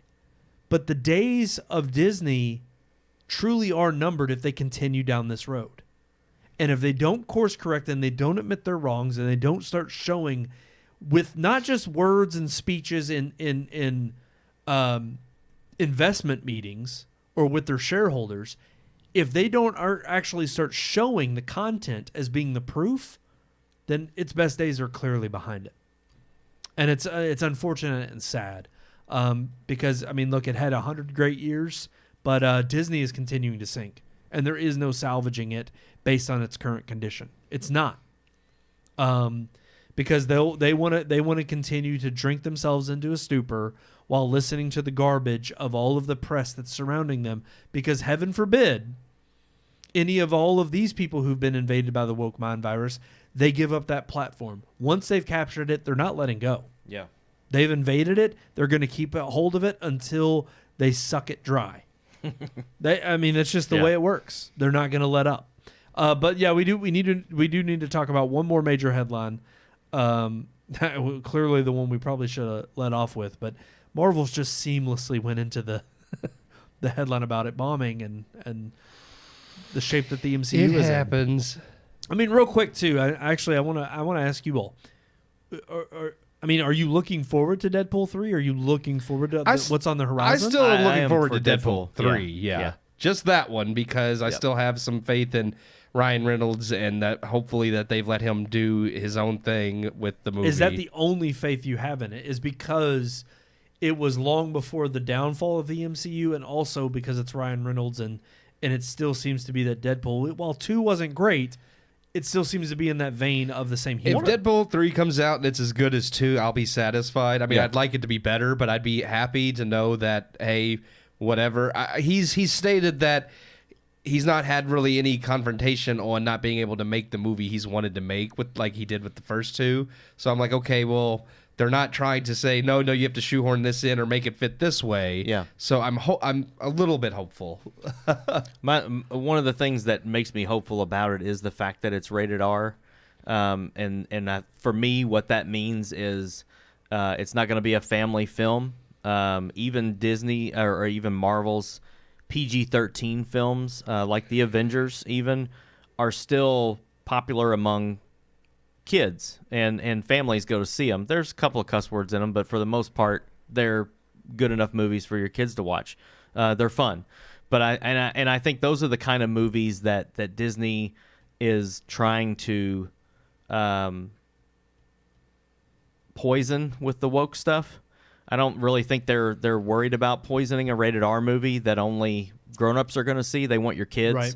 And so right. I feel like with a rated R film, that's not on their radar to try to twist it and make it this woke mess. So I'm looking forward to that. And it does seem creatively they've willingly, like you said, they've given up the reins to Ryan Reynolds because they know the success of that franchise has been built on him.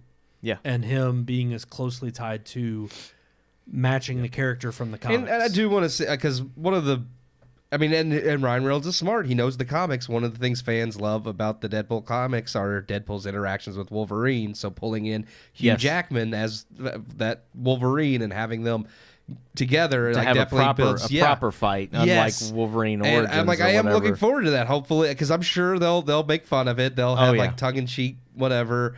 And I mean, even just certain things like, okay, he released. I don't know if you saw. He released a photo of a character from the comics that's going to be in the movie, Dogpool. And it was absolutely hilarious though, because that's a character. There's basically just like Spider Ham, and there's basically an animal version of every hero from the Marvel comics. Like there's a whole other like universe in the multiverse where they're all anthropomorphic animals, and not that Dogpool is a talking animal, but there is a character from the comics that, much like superheroes, like Superman has Krypto the super dog. Like it was a trope from years ago. But the way the photo, when you see the breed of dog he chose, because in the comics it's just like this generic, stereotypical like Labrador with a Deadpool mask.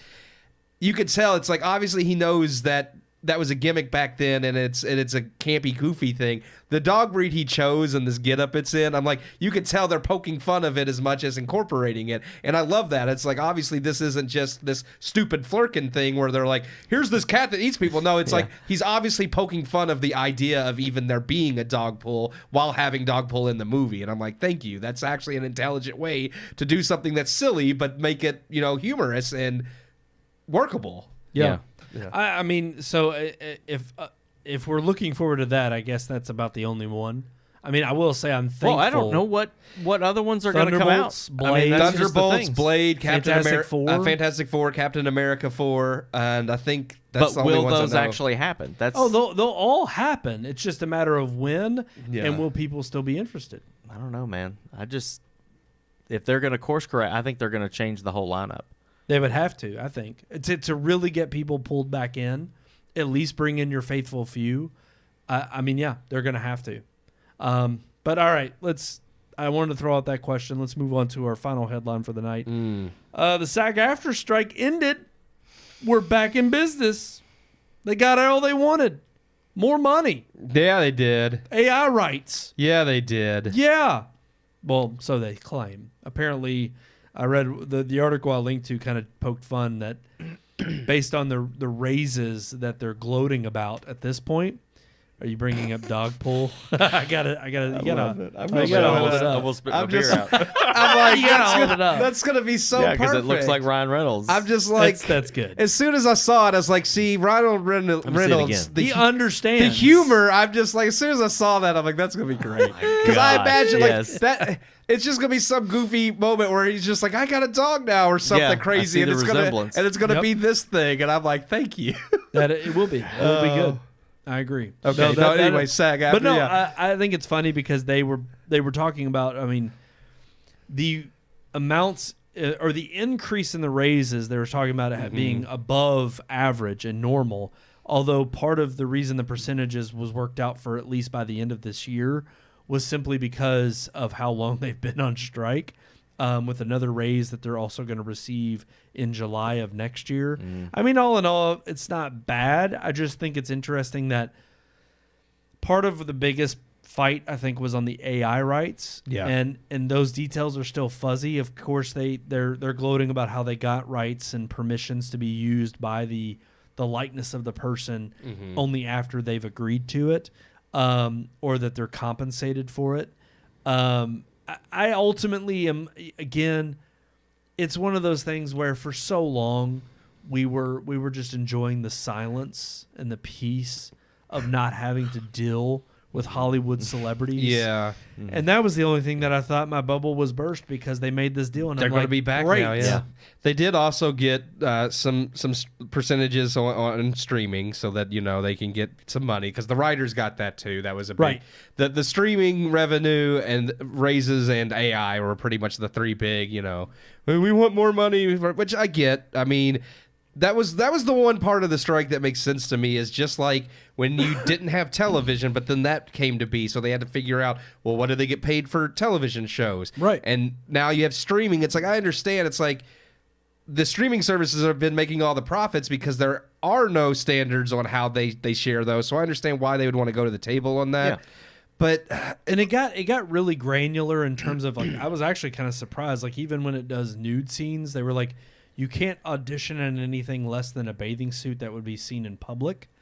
They can't ask you to like take your clothes off. If you go above a certain time or you're even asked to memorize lines, you're immediately going to be compensated as if you're a paid actor or a certain rate. I mean, there's just little that things. one's a little, I think, that one I feel like might be a little excessive if you're auditioning for a Well, role. and that's what I'm saying. You I should mean, memorize your lines. You're auditioning. But here's the weird thing is at what point this is always the double-edged sword of unions is they can be very good in the sense that they're fighting for your rights. But on the other end of that, they can also be very stubborn in the way they negotiate and with the rights that they conclude that it ultimately makes producers and movie houses either go with a safe bet or find workarounds to get around what has been established so that they can get a better deal. Because I understand there's coming to an agreement and a compromise, but there's always going to be a winner and a loser at the end of the day. And to me, when you look at the past, several months that they've been on strike, right now the clear loser is the ones who don't have a name. They didn't have a steady paycheck. They're the ones who are just trying to get their start in the industry. And you might have been able to negotiate something to the extent that they come out better at the end of this deal. But how many places are going to hire them now because they are that much more expensive and because you negotiated them out of getting a proper role that might break them into a bigger, more lucrative career? Again, it's not that I'm opposed to workers fighting for fair compensation. No, yeah, absolutely. But at what point does it become beyond fair compensation and enter the realm of greediness on their part? And also, again, when I'm collectively bargaining with this union on my behalf, I now don't have a say if the majority of the union says we're sticking by these terms and that's all we're going to stick with. Meanwhile, I'm the one that's working 2 or 3 9-to-5 jobs to try to make sure that I can feed myself to chase after this so-called dream. I've seen that with having several family members who work for one of the big three part of the UAW of that strike. I've seen plenty of that where there's been plenty of people who are like, this is enough, we're happy, but of course we gotta keep pushing it. And it's one of those things where it's like, how far do you go before how you make it worse? How many of them didn't want to strike in the first place? Well, because that affects people's livelihoods. It's like, you get strike pay, it's a pittance compared to your actual pay when you have bills to pay and mouths to feed. And this is a far cry from the days of coal miners going down into the coal and getting black lung and being down there and covered in soot all day and it destroying their livelihood for literally measly pay. More terrifying is people who aren't informed, who don't, like, whether it's any like with UAW, SAG, like any type of union, there were times where like people were just ignorant and don't actually understand what it is they're fighting for. So then they're like, "Well, I didn't get what I wanted. That's what we're fighting for. I'm not going to vote for that." And it's like, no, you're misunderstanding. Like, and that's a problem too. Is when you have people who don't even know what it is they're fighting for that that go and vote anyways because they're not informed and just ruin it for everybody else. So that's what happens in America all the time. Uninformed. Yeah. But I mean, what are your all's thoughts on this ending? I mean, hopeful or I don't really give a crap. I don't either.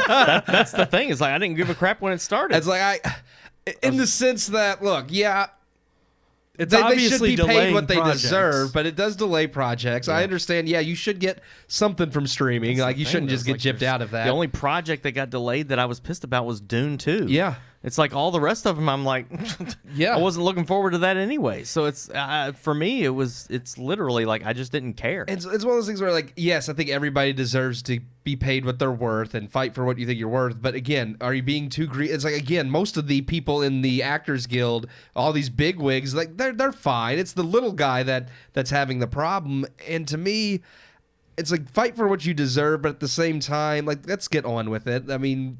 Well, that's where they're they're on at. with the show, right? Yeah, and they're moving on. They got their pay, they got their AI protection.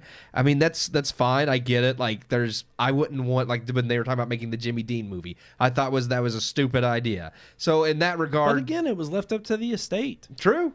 I mean, if James Dean, you mean not James Jimmy Dean. Dean? Yeah, Jimmy Dean We're sausage. like a movie about Sausage. sausage. Yeah, Jimmy Dean I would sausage. freaking watch That'd be that great. film. An AI, Yeah. Oh, absolutely.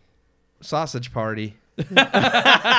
Seth Rogen's already made it. Already been done. He already We made need it. to sign up for ChatGPT or whatever the one that'll put a trailer together. I was like, I want to see a trailer about Rebel with a Cause, but with sausage. We could do we it. could. I want And to do we that. could turn that It's into gonna be a like Jimmy a sausage Dean. riding on a motorcycle. Like that would be We amazing. could turn it into a Jimmy Dean biography. Yes. Well, now I've had a thought, but I don't want to bless share you. it Sorry, until that's the second time until I on this, look this into it. show. Oh. a little surprise for you all, maybe. Oh. What? I don't know. I had a thought that I'm like, I'm gonna look into that. And I'll let y'all know. Okay. Well, if you just- come up with it, we'd love to show it on this show. If it's wanna- appropriate. Oh no, it would be appropriate. Okay. Yeah. All right. I don't know if I could do it. I'll tell y'all at a Well, later time, but I'm gonna try to figure it out first. We got to move on to our Okay. multimedia segment, but at least, do it. the actors, they'll eat and survive another day. They're gonna live. They're going to live. They're happy. They're so- placated for now. We can't wait to see what they come up with. In another 10 years, they'll be pissed off about Yeah. something else. Well, they got 3 years. Each contract's 3 years. Oh, I yeah. know. Yeah, but they don't go on Yeah. strike every 3 years. No. So Then they would look be greedy. All right, guys, let's move into our multimedia segment. Multimedia.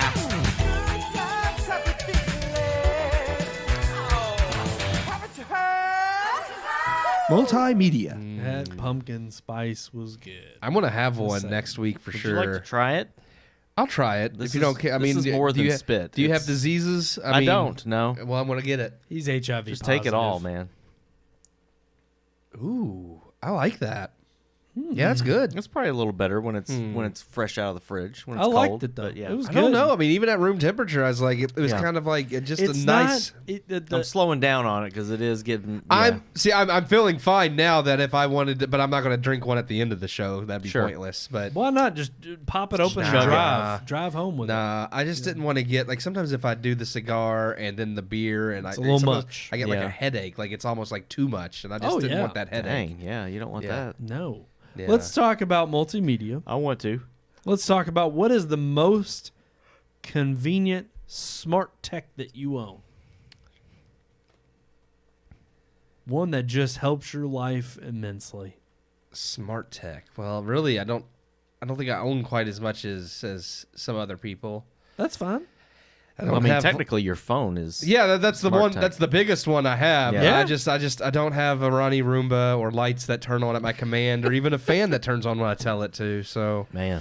you know, He's we're falling behind. Yeah, know. he's lobbing. He's Yeah. lobbing them. I mean, man. I'll be the first one to say like, besides my wife, Alexa is the woman in my house. Wow.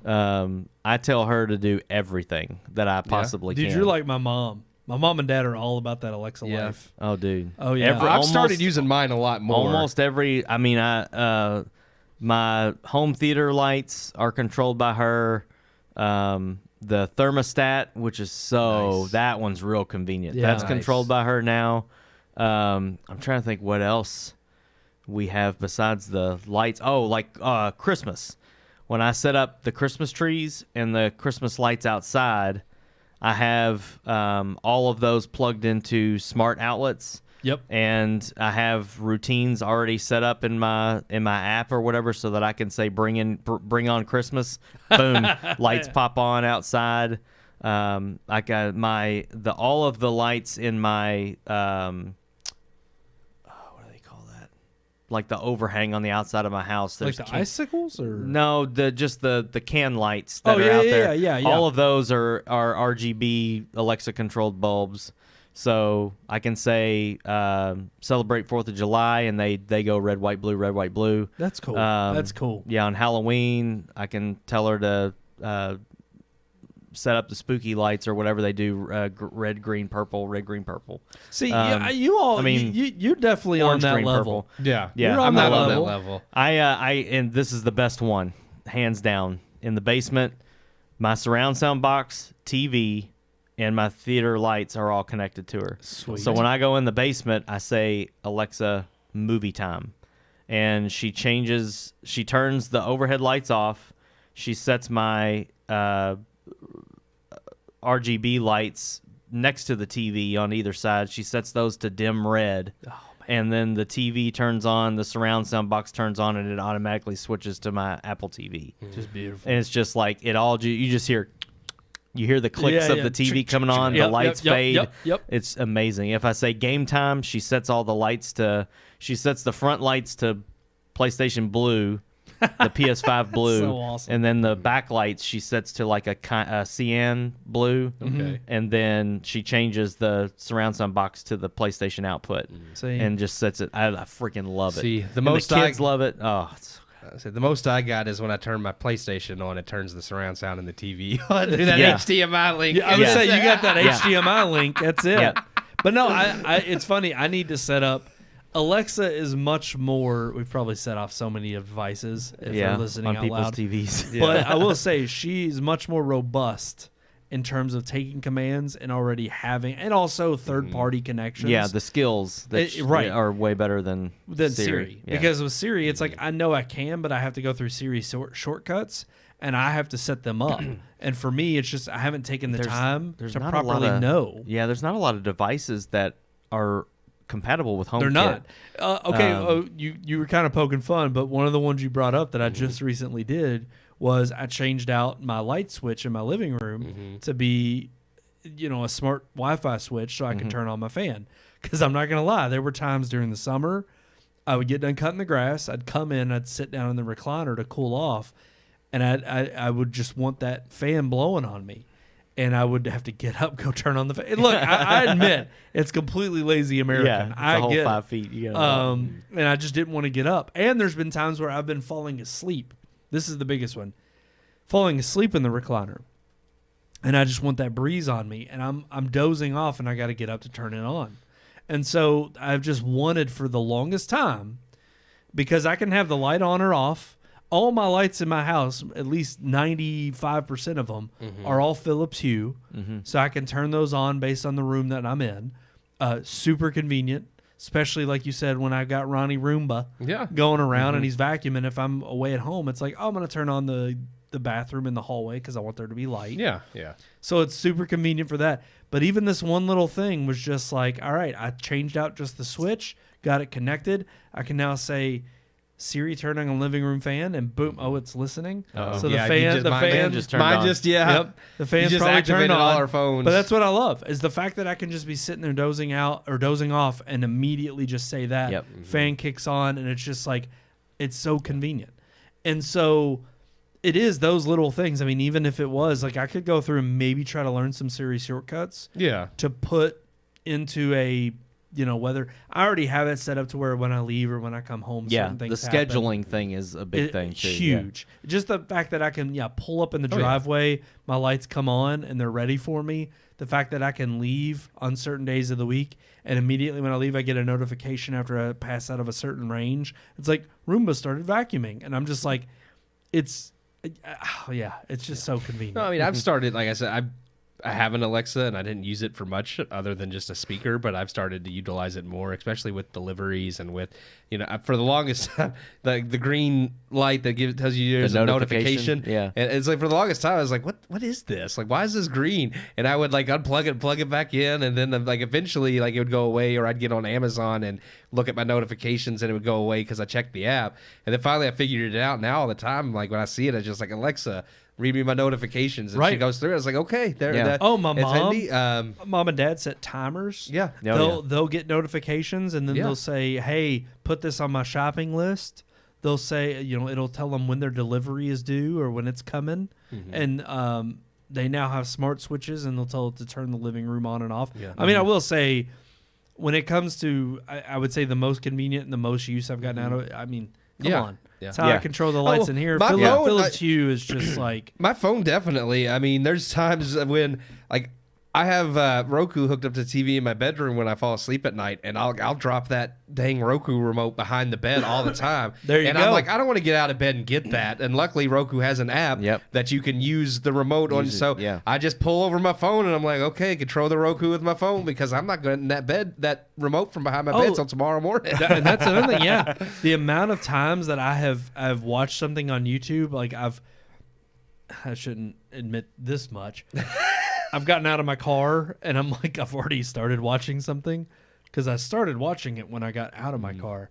And I'm heading up to the door, and it's like I can walk inside and I can immediately just turn the TV on in the PlayStation, and I can just start I do that with YouTube. Streamcasting immediately. I do that with YouTube I love all the that. time. I just freaking, it's so convenient. I transfer what I'm watching from YouTube to either like the Roku in my bedroom or the PlayStation in the basement all the time. I just flip that over. Thank you. I mean, it's funny. I wanted to bring this topic up because I think far too often, and I'll be the first to admit, there are far too many times where the technology doesn't work. Mm-hmm. As cool as it is, there's times where it lets you down. Yeah. But there are times where when it does work, and there's those days where it all works together, you're just like, man, this is amazing. Honestly, that little, like, when I got my new phone and it had the USB-C charger, so I couldn't use the dongle for my auxiliary cable, that little Bluetooth auxiliary receiver that I got for my truck works amazingly. I've only charged it maybe twice since I've got it, because it's supposed to have a 16-hour charge life, and it does, because it lasts. And, I mean, it works for phone calls. Like, everyone I've talked to on the phone with it has had no problems hearing me. There's been no echo. It plays, like, when I do the podcast or listen to whatever I'm listening to, and I was like, man, I wish I had this thing a long time ago. It's way better than using an actual cord and have to hold my phone. Because I'll be driving, and I'll be like, Siri, play this, and it just starts playing. And it's great. You have one that's rechargeable? Mm-hmm. It's a... Bluetooth that you plug into the auxiliary port. Oh, okay. And then I connect I connect it to the Bluetooth. And it plays through that. But I didn't know I don't have, like, older vehicles didn't have auxiliary ports, but you can get the ones that play through the radio. Yes, yeah. And they're usually like a cigarette lighter, so you don't have to charge them. Yeah, and those... See, in mine, I charge mine through cigarette lighter. The problem is, and it's understandable why they did this in the Hondas, is it is convenient that it's not out in front of you, but it just sucks because mine is tucked away. Mm-hmm. And I did look this up, and I understand it's for safety hazard reasons, but it really pisses me off. They don't make a Bluetooth receiver or transceiver for cars without a microphone, because the idea is that it's hands-free. Mm-hmm. The problem is my auxiliary jack is within my middle console, so I can't use Siri within my car because of the fact that it's too muffled. It's too muffled, and I can't use it to answer phone calls or change. People, Like, even if I wanted to do voice to text, I can't do it. And I've tried to figure out if they have it to where I still want to use the onboard microphone for the phone, but still transmit the speaker audio through the Bluetooth to go into the car stereo. And they don't make any without microphones. Mine's right there on the stereo or the radio, so I can just plug it right in, and it does. It picks up my voice from where I'm at. Granted, this may be different based on the models, but the other problem I have with mine is mine stays charged, but I got tired of having to remember to plug it in if it dies. So I just keep mine plugged into the cigarette lighter, which is perfect. It always stays charged. The problem I've had is that oddly, it stays connected even when the car is off. Yeah.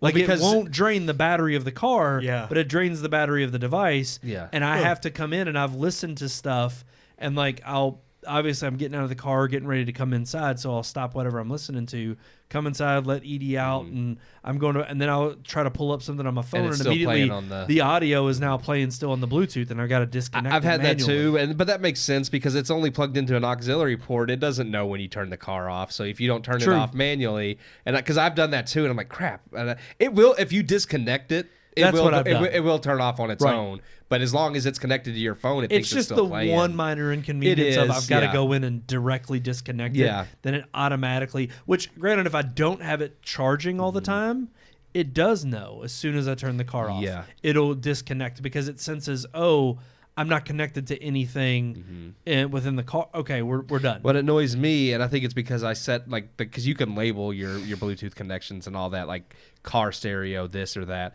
and I have mine set up as car. Same. And if I tell Siri, hey Siri, play this, and she's being stupid and doesn't realize I'm asking for a song and music, she'll be like, I can't pull that up while you're driving. And I'm like, yeah, you can, because I want you to play a song, not something on the internet, jackass. Not only that, what I can't stand is that every single time I get in the car, because I have it set up for Car Studio, it now wants to pull up maps as a notification for where it thinks I'm heading to give me direction. That doesn't bother me. Sometimes it's convenient, and other times I'm like, okay, no, I'm not going anywhere in particular. Can I just get in my car and drive without you trying to figure out where I'm going? 90% of the time, it gives me the directions to back home, but of course that's if I'm not already home. Most of the time, I guess because I'm here 2 days a week doing the review. It thinks you're coming here. Most of the time when I get in my car at home to leave somewhere, it'll be like, you have a 10-minute route to Brandon's house. I'm like, I'm not going to Brandon's house. Mine does it every Tuesday. Yep. It knows on Tuesdays I come here.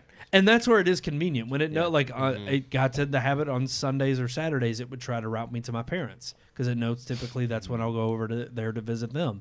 But it's just interesting that it's like, okay, it is somewhat convenient, but there is a part of me that's like, you don't always know this, so just kind of back off a little bit.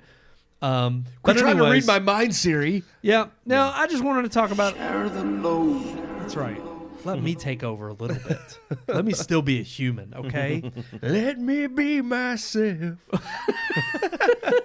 But no, thank you all so much for tuning in. I just wanted to share a little bit of, love for technology. We'll either crap on it or be talking about how it's not enough. There's some cool things out there. You mentioned love, so... Love. I knew it was coming at some point. I've given up hope that you won't play it. You know what I love? Emails. What? No. I do. I love emails. I like emails more than regular mail. Wow. Because all I get in the mail is bills. I don't ever get a bill in an email. No, that's true. You just get spam, or you get really great emails from viewers. That's right. What is that email, Keith? Like if they want to email us? Yeah. Oh. RMPodcast at redmoonproductions.com. Every freaking time. Gosh, it just gets me. Yep. Shiver up my leg. What was the name that you called yourself at the beginning of this episode? Dag Paftra. See, I got it wrong. I thought it was Bag-Aftra. I was like, what? Well, because Dag's a real, that's a name. Like Dagwood, and they called him Dag in the little Sunday strip. So I was like, I can pass that off.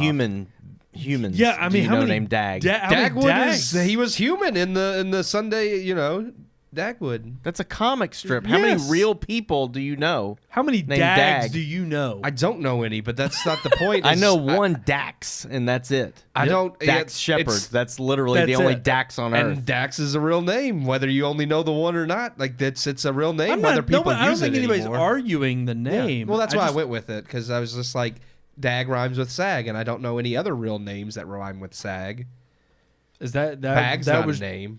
What? Maybe someone's named Bag. There's probably some poor child out there named Bag. Mag. I mean, freaking Gwyneth Paltrow's Mag son's short for name is that could have been, Apple. but I'm not a woman, and I don't identify as one, so I couldn't use Mag. I get that. Maggie. Okay. Margaret's mom. Nah, don't throw it out. Let's just bring it up. Yeah. All right, guys, that's going to do it for this episode. Thank you all so much for tuning in. As always, yes, email us. Game over, man. It's game over. Or like, share, subscribe on all of our social media right there at the bottom of your screen. Red Moon Book on Facebook, Red Moon Tweet on X, Red Moon Pics on Instagram, and of course Red Moon Productions on both YouTube and Rumble. Thank you all so much for sharing the love. We appreciate it, and we hope that you will share it with your friends and family. Until next time, I'm one of your hosts, Brandon Davidson, alongside our normal new host, Sean Sebastian. And Dag Paftra. there it is. He remembered it.